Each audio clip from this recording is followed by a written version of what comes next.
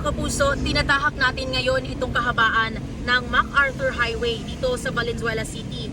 At kita natin dito ang baha abot sa gutter deep. Yung karamihan ng sasakyan dito ay tumitirik, partikular yung mga motorsiklo. Yung iba naman napapatigil, sinecheck nila kung kaya bang idaan.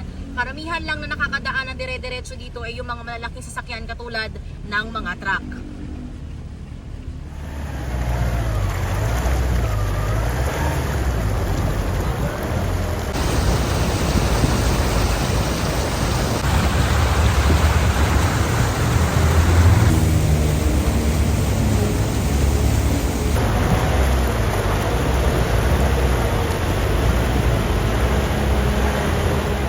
Sa mga palad, natirikan po tayo sa kalagitnaan ng baha.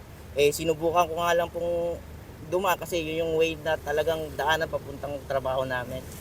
So ayan, wala tayong magagawa. Hindi ko ma-start yung motor hanggang ngayon. Kanina pa ako dito eh. Bali, galing pa po ako sa Norsagaray, ma'am, sa Bulacan po. Pag halimbawa, ma'am, hindi pa mag-start to at mamaya pa po, ma'am. Bali, baka malilate na po ako sa trabaho if ever.